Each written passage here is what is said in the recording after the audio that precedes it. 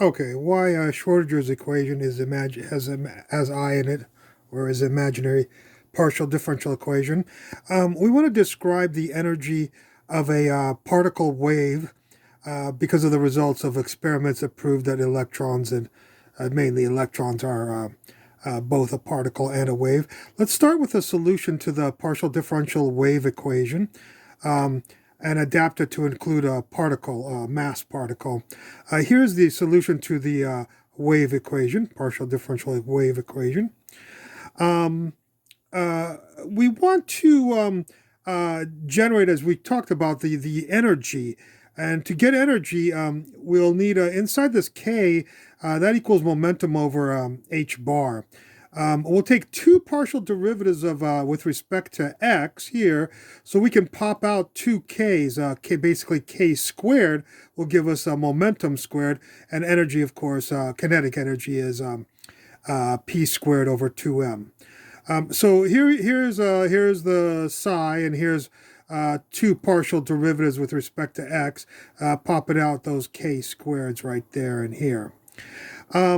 Since omega is equal to energy divided by h bar, we will take one partial derivative of psi with respect to time. Here's time. If we pop out one of those omegas, we'll get something close to energy, and then we'll deal with that to get basically energy over h bar. So that's why we take two derivatives with respect to x, is so we can get k squared, which is p squared, which is energy. Well, p squared over 2m is energy.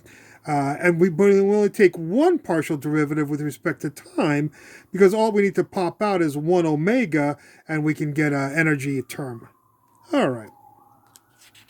So here's our partial derivative with respect to time here. Right there. And there's our omegas right there. We're going to multiply both sides of the psi xx by negative h bar squared over 2m. So there was the psi xx right here. And we've just put a negative h bar squared over 2m on each of those, multiplied each of those terms. We're going to multiply both sides of this by h bar gamma. We'll explain the gamma in just a second, but if we multiply both sides of this by h bar gamma, we get this right here.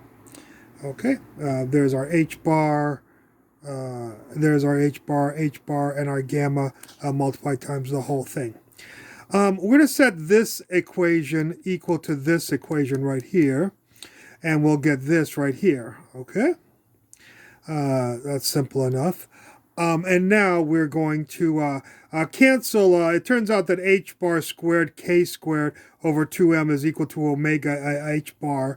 I'm not going to prove that. This lecture is going to be long enough as it is. So that means that this thing right here, this, and I pulled out the omega h bar. This will cancel, that will cancel, and that will cancel. Okay. What we're going to do is look at the cosine terms on this side of the equal sign, and it has an a in it only because that canceled out. So the cosine on this side has an a, and the cosine on this side has a negative b gamma right there. Then let's look at the sine term here. The thing that it has in front, the coefficient in front is b, and the sine term here has a gamma.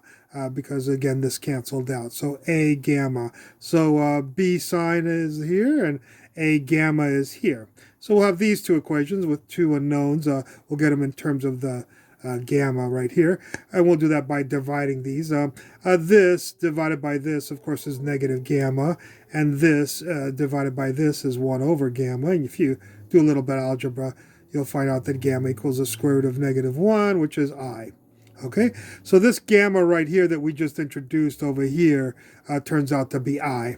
It was a fudge factor. Okay, well, now that we know I, we'll know this over here, h bar psi t gamma, which will be I, and then we'll have this guy right here also. Let's keep those two things in memory, although don't worry, I'll have them in the next page. We'll create Schrödinger's equation to show you that this actually comes out to be Schrödinger's equation. A Schrödinger equation, of course, is that the total energy equals the kinetic energy plus the potential energy. Remember that our total energy was the h omega term, which was this over here. There was gamma replaced with an I, h bar, partial of psi with respect to the wave function with respect to time. Kinetic energy, of course, is p squared over 2m. That term, of course, was generated when we got the k squared term. So that's this term right here that we have from before. And the only thing we didn't have from before was the potential energy term for the total energy. And so, of course, since each one involves psi, we'll have not just the potential energy, but the potential energy times psi, because, of course, psi has no units on it, okay? But the units of all of these is this is energy, and this is energy, okay? This is the one-dimensional time-dependent Schrödinger's equation. Of course, we can make it the three-dimensional by putting a del squared here. And if you want the time-independent, you'll make the energy not evolve as a function of time. I'll just get a constant E. Not a constant E, but just the energy E, not as a function of time. So this is the time-dependent and the time-independent Schrödinger equation. Okay, I hope you enjoyed this video. Look forward to the comments at the bottom. Thank you for watching.